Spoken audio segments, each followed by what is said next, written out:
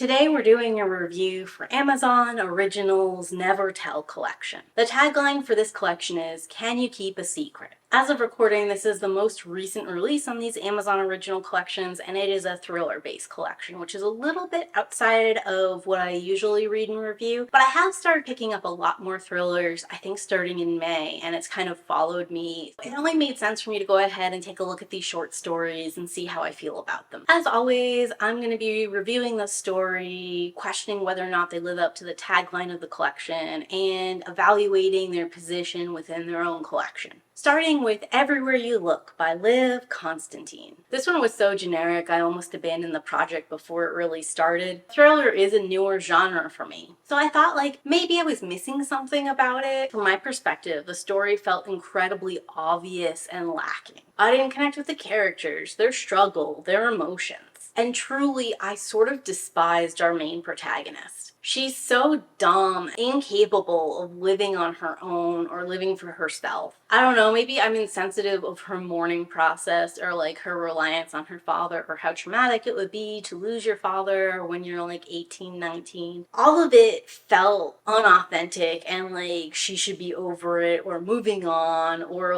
someone in her life should be helping her in some kind of way. That the writing style overall is blah.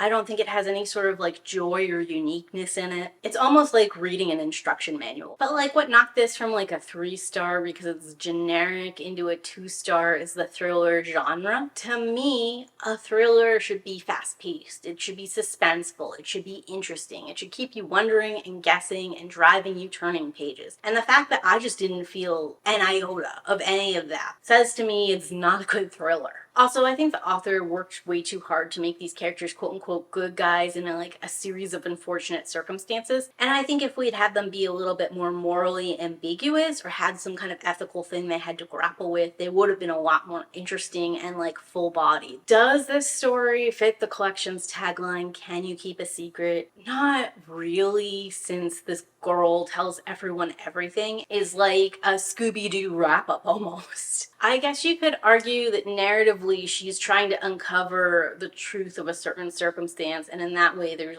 this secret going on in her day-to-day life that she unravels. It's a little bit of a stretch. As far as its placement in the collection, I think the argument for putting it first is that it's the weakest thing in this collection, and you have the worst thing first so that it seems better than it is because there's no comparing it to anything else. But I also think there's a danger in putting this first in the collection because it is so bad. Other people might not continue on to some really great gems that are further on in the line. Personally, if it was me, I just wouldn't have it in my collection. Moving into The Ghostwriter by Loretta and White. This ends up being awesome, but it started off really weak, and after that rocky start with the first book in the collection, I was very worried and ready to abandon ship quite easily. There's a lot of alliteration and fairy tale name game rhyming play going on in the front, and that feels hokey and forced and unpleasant, especially when you're this is supposed to be a thriller.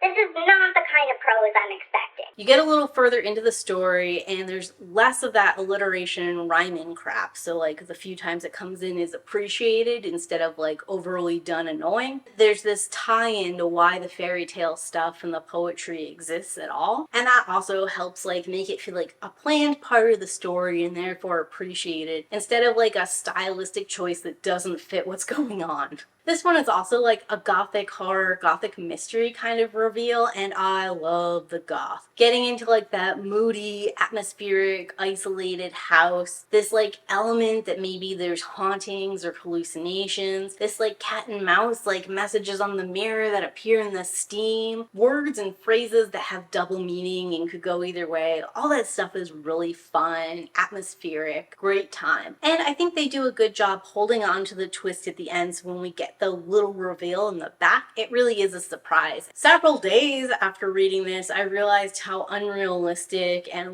dramatic and pulpy this was. But the fact that I was able to suspend my disbelief enough to read this, enjoy it, just be pleased about it on the upfront, I think is a point in its favor. As far as the never tell, can you keep a secret sort of theming, I think this book fits right in. We have someone who is accused of murdering their boyfriend while they were a teen and quote unquote doesn't remember what happened. A jury did decide they were not guilty and they've been living in seclusion ever since. They're claiming that they remember what happened all those years ago and are employing a ghostwriter to sort of like tell all. So our main character is going in as the ghostwriter expressly to learn the secret she never told anyone. And then as we reveal it, there's like an extra layer of depth that I won't talk about here because it's a major spoiler. But just know that it continues to twist that narrative about secrets people will never tell and who can and can't keep a secret, and a little bit whether or not you should keep a secret. Placement in the collection I think is appropriate as well. This one is really good. It's a great hook. It's a little bit different than like your standard thriller because it does have all that gothic flair and a hint of maybe supernatural. So it's showing a bit of like variation within the genre. You wouldn't want that to be first because first is making an impression and setting an expectation, but you would want it to be close to the front so that you could then subvert that expectation and begin to show how much variety there is within the collection and different ways you could take the prompt. Next is The Other Side of the Road by Andrea Bartz. I had a lot of fun with this one, and I think there's a lot that's really likable about it. Like, I really appreciate that we're following a lesbian couple about to start a family when it could have just as easily been a straight couple. It changes nothing about the story or how we read it. It's just nice to see a more full group of representation involved. One of the partners is able to like more openly express how afraid they are of men because of like their traumatic past, and also because they really haven't had to engage with men on an interpersonal level. She's not rewarded for this. Like, we see how ultimately this is damaging, not just that she knows it's damaging or like other people look down on her for it, but like it actually sort of leads her in the wrong direction when she's sort of sleuthing around. A good message to have out there in the world because it's very easy to empathize with a woman who's afraid of men. It's very easy to understand why that woman is afraid of men, but there's like an appropriate level. You taking steps to protect yourself and be wary could be the exact thing that puts you into danger or that makes you more vulnerable in the end. I also like some of the conversation about like the appropriate place to raise a kid, how she thinks like raising a kid in the suburbs is like a symbol of status and safety and security and just overall better for her family. And at the same time, she's discussing some of the challenges of living in the suburbs because now you like know your neighbors and have to please them, and she's always a little bit unsure about how they're going to take her family being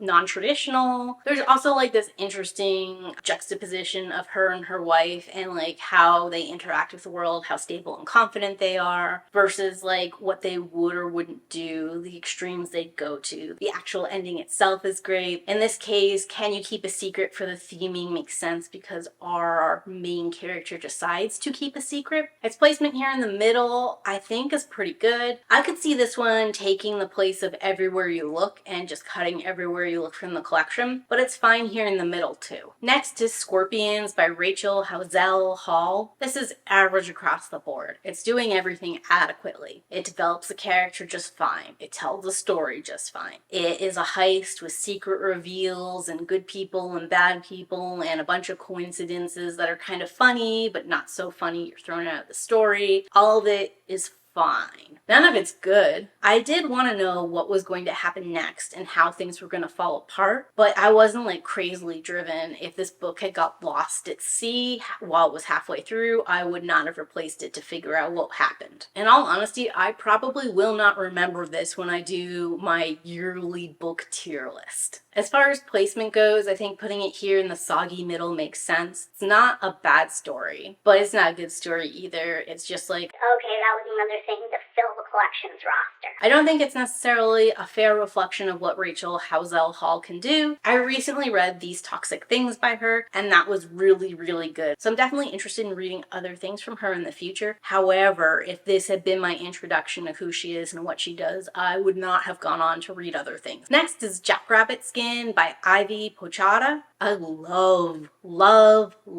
this story. I wasn't sure how I was gonna feel about it at first because there's like a lot of like hashtagging social media stuff, social media posts, and our main character seems very like conscientious about that kind of stuff. Even though she's doing it in a mocking way or like in a sort of like derisive way, the fact that she is this aware, this chronically online, this much like internet brained, had me not really liking her from the start, feeling a little bit against her. But the story really turned me around and made me feel differently about her the further in we got. Like, I really loved her as a tattoo artist, like all the little attention to details about what you need to do for tattoo work, all of her like little sketching and drawing and designing. I liked how she could separate what would be marketable and who the audience for that would be with like what she was sketching as a passion project. And I liked how clearly she could delineate a tourist from a local, how those two customer bases were not going to mix, and how like gaining one of those bases might alienate her from the other base. Like, all that was fun, interesting stuff. And the fact that she was sort of like struggling to find a place to fit in after being divorced and estranged from everything she knew previously was nice. The actual desert environment, it being harsh, hard to survive in, her struggling with that along with struggling with the locals, like all of it sort of melded together to make a nice synergy. The actual mystery that she is accidentally uncovering is great. I love how big and dramatic it gets at the end. And I love the way they tagline in the "can you keep a secret" element. Like, it's about the community keeping this secret. It's about her keeping a secret that she survived and knows their secret. There's just all these fun things that go along with it. And I think like the repetitive imagery of like the Joshua tree, the flames, the hot sun being like the flames, like there's some fun stuff there too. Generally, there's a lot to chew on. I loved the style it was written in. I liked this so much. I went ahead and picked up another book by Ivy Pochada, and I'm pretty sure it's going to be my next read. As far as its placement in the collection, I think I like it here, not because of its position within the whole collection, but I specifically like it following after Scorpion, because Scorpion is a read set in the desert. Jackrabbit Skin is a read set in the desert. They both talk about Joshua trees like a lot.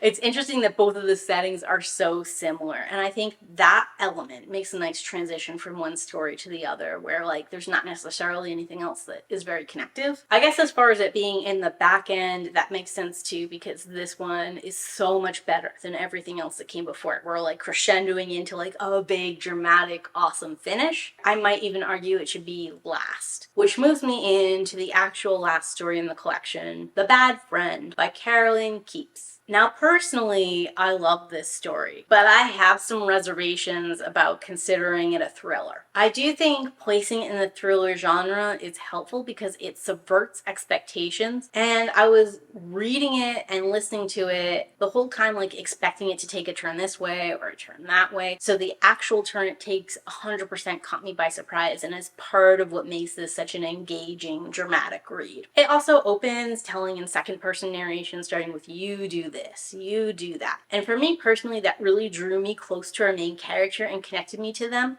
Helped me parse out elements about this character that were like me, which is necessary because this character is super unlikable and a little bit awful. And because I've had those moments before and I could sort of kind of see where that would jump into this other thing over here, I was better able to go with this than I otherwise would. This is a psychological, slow burn kind of story. It lulls you a little bit. It actually, in 45 pages, takes you through like this woman's young 20s to her 70s. The length of time we cover is very impressive, even with all the jumps, but also that's another element that lulls you into kind of a more relaxed, meandering state. So when the twist hits you in the back third, it really smacks you in the face the same way it hit this character. And based off of like how our society reacts to these kind of things, you're expecting like X, Y, and Z to be the next steps for this character, and it's something else. Left me feeling moody and thoughtful and deeply introspective, and there was just a lot to chew on, which made this like an excellent, perfect kind of story for me personally. However, from what I've experienced in the thriller genre thus far, I don't know that this story is going to be very well received in a thriller collection. It does definitely fit the "can you keep a secret" theming of Never Tell, and like in my mind, the writing, the execution, what it's doing just blows everything out of the water, and it makes sense that it's the last thing in the collection. However, because I don't think this is going to connect with people who came into this looking for thrillers, I do question leaving it here as the last note in the collection, because it like sort of poisons everything else that comes before it if you don't like it.